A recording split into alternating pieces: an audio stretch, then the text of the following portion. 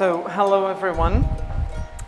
It's a pleasure to be here with you again for some people and some new faces there as well, right? But it's great to be here, share, discuss, listen from you. Olivia knows that very well. I like to listen to your plans as well. Otherwise it doesn't work. We're going to talk about teachers under construction, so it's you are the ones that actually matter, not me, or not only me, because we are always under construction, right?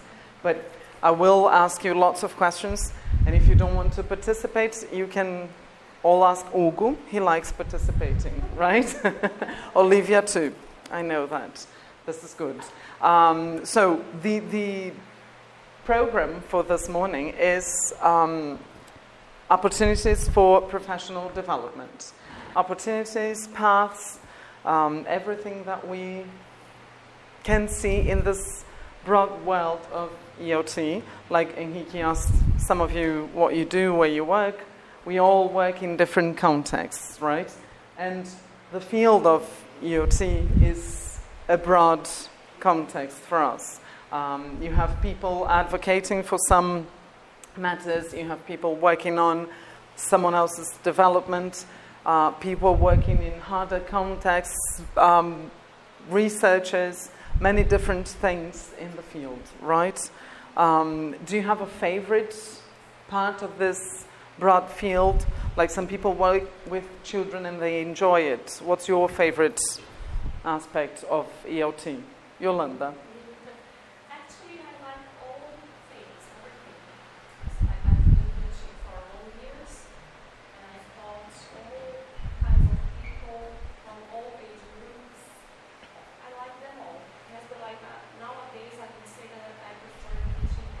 Okay, good. I've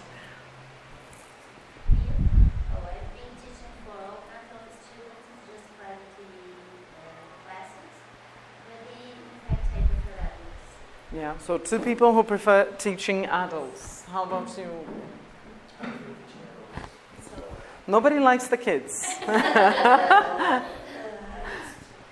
Terrible. You used to like the kids. I currently work in a regular school, a bilingual school, Beacon School, and I only see children learning every day now. Yeah, so this is different. But I've worked for Cultura long years and worked with adults as well. So this is one thing. And the field for teachers is actually different because we belong to a world where English language teachers could be anybody, right? Some people go to the United States, they come back and they say, I'm a teacher now because I've been to the US. And this is competition for us, right? And those people, they can decide, many of us started this way, decide to become a teacher and then do something for that. They're under construction together with us. Some other people, they just come back from the States and they say, I'm a teacher, never learn, never take courses, it's enough. Obviously, prices vary. The market welcomes all sorts of teachers. There is a group of learners for everyone, definitely. And this makes the market, the field, very difficult for those who are passionate about that. But what makes us different is that we are all here or fighting for our own development rather than complaining, right? Because this will happen and it will keep on happening forever. Olivia, you wanted to say something. Yes, and even when we live in college, for me, we are not prepared to be teachers. Exactly. We may know a lot of things, literature, but we are not prepared to be teachers. Beautiful. And this is... Exactly. And it's another feature, right, from our field. It's a very short period where you're going to study to become a teacher, but it's not enough. Not enough. You can go into the classroom, never enough, right? But that period doesn't necessarily make us teachers, right? And some of us still have to go a long way to learn the language after college, still after college, right? So it's not possible to become a teacher in 4 years or after a 15-day trip to another country, right? It's hard. But we're doing that. We're improving that. The certificate, this is a very good point, because the certificate doesn't make you a teacher necessarily. It makes you different from someone who speaks the language. But still, it doesn't make you a teacher, right? And what makes a good teacher then? Practice, experience. And then we go back to what Penny says about experience. You can be a teacher who teaches the same lesson every day. So you have a 20-year-old career, 20-year career, but it's the same year repeated 20 times, when you can also have 20 years experience learning different things, right? Yeah, that's the difference, right? And this goes for materials we choose. If we come to a bookshop to choose different materials, if we plan our lessons, observe lessons, etc. Okay? So this is more or less what we are going to discuss and plan for our own future. Be ready to take your notes and plan. Okay? The first thing is the perceptions towards our career. They vary quite a lot. And this is the basis for our development.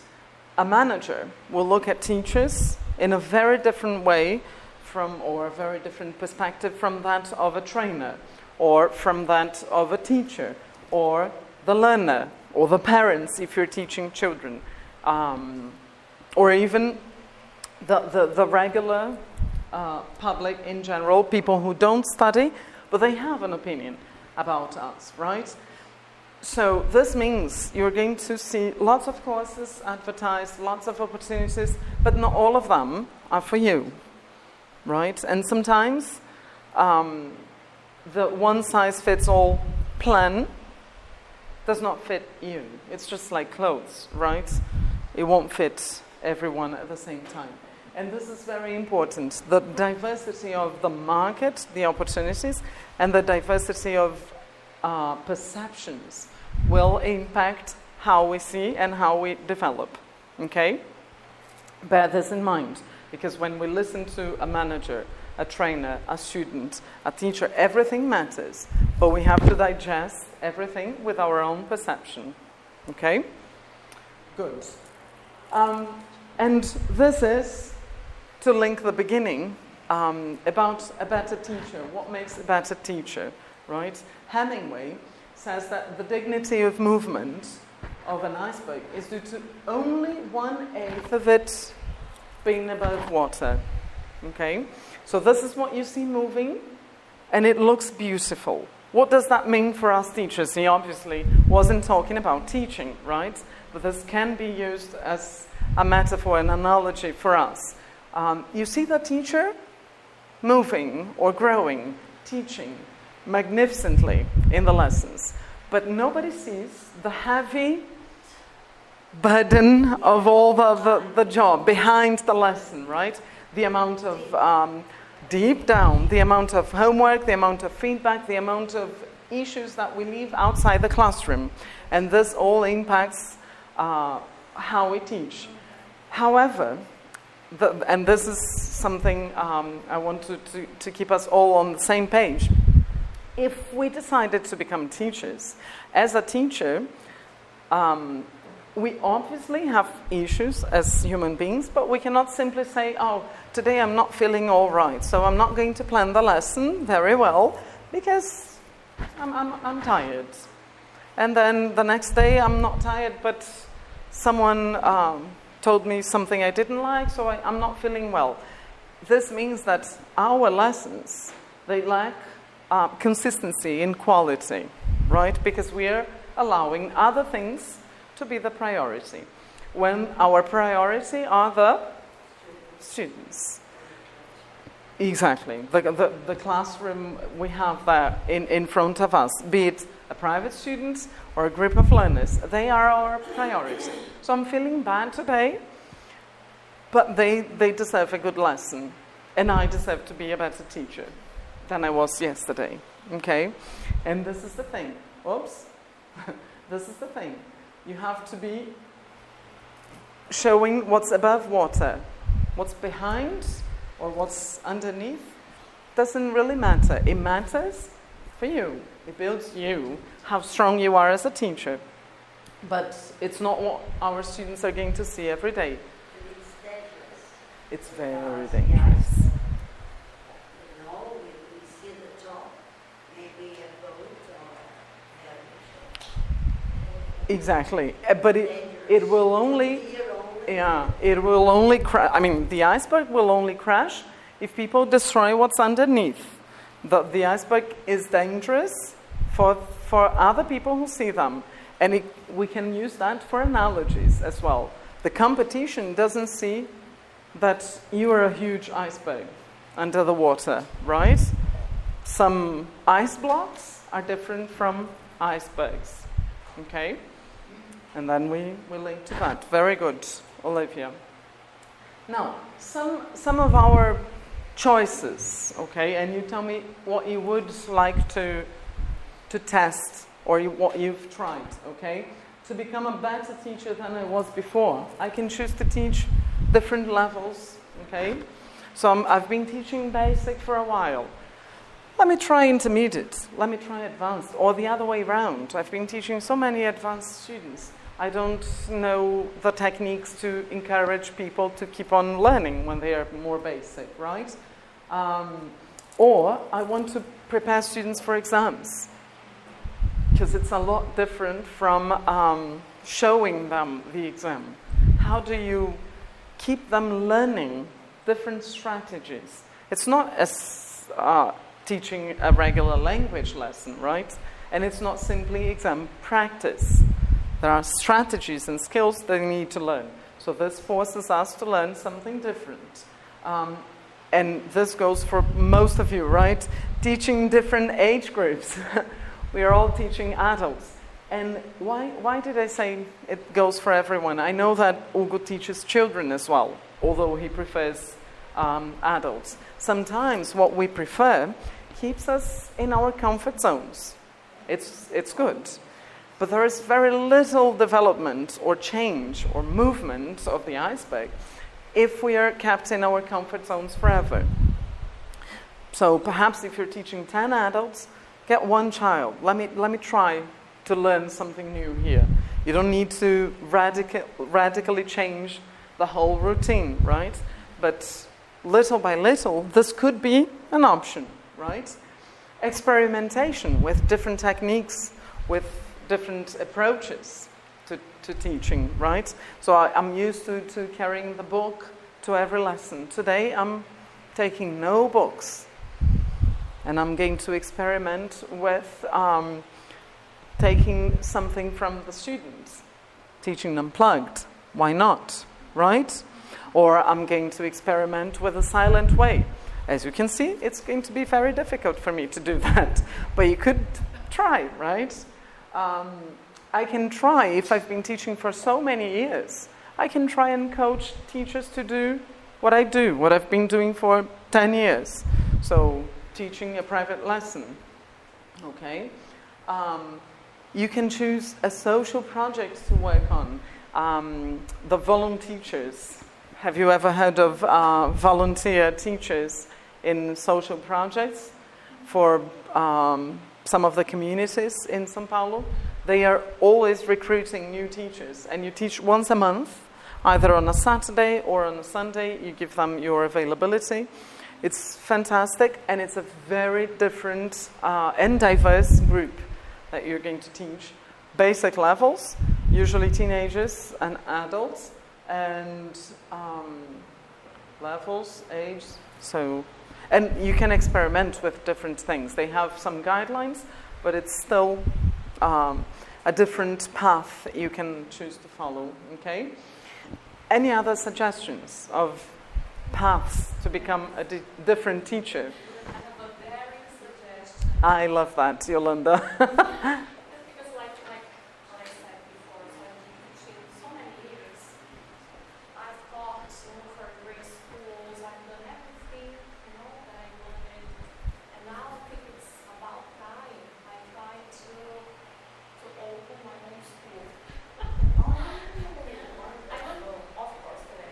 Excellent. Excellent. But I'm determined, so I want to try to. Fantastic, Yolanda. I find a lot of experience, a lot of knowledge. Brilliant, brilliant.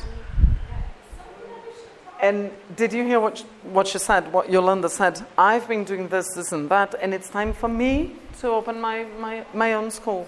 Maybe it will never be something I would do, but it's her challenge, the one she wants to take on board, right? Fantastic, Yolanda. Go for it. So managing will be one of the skills you need to develop, right? Yeah, definitely. There is another friend that normally comes here. She has a school, but for more than 10 years. Her husband takes care of the money involved in it, and she's the teacher. She is a teacher, a director. She's also, and then it's near Disal, near that area. Okay. Yeah, she started. Now she has. Juliana, right? Beauty, Yeah. she bought a beauty. Now she has a beauty. She Yeah. has 10 or 11 teachers. Yeah. She's growing. Yeah.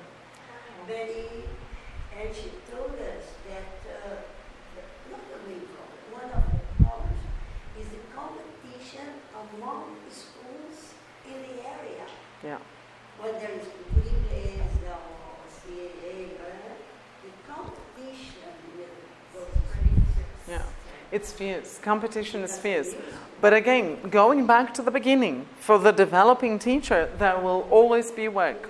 This morning coming here, I was discussing, because that's what we do, right? We talk to the taxi driver, and I was talking to him. He was talking about the fact that people he met lately want a job, but they don't want to work. Yeah. In teaching, that would be the teacher who says, oh no, I'm too tired to correct compositions. I'll do that when I have the time. Or today everything is not that fine, so I'm not going to plan the lesson. So there will always be work for those willing to work. And rather, or instead of complaining, they are doing something about their lives.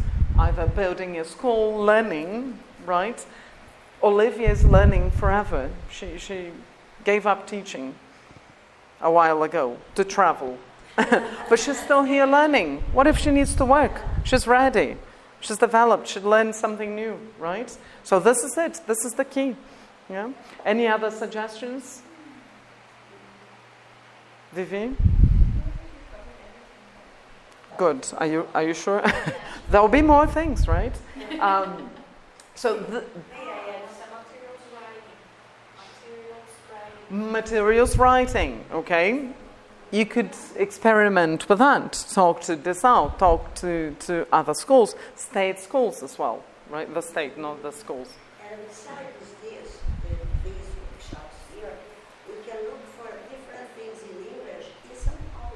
Yeah. For instance, I used to go to 8 years in a church near shopping in Ibirapuera, Calvary International. To keep School. developing your English. Yes. Yeah. I was not, I'm Catholic, but they didn't ask me about anything. I was member of the choir. Fantastic, fantastic. You know There that, is the Bible school in the morning. I'm sure you know, but some people might not know, Cultura Inglesa has lots of cultural events that you can join for free. Yeah, many of them in English. Okay, so go for that. Go for that. Brilliant. The hotels.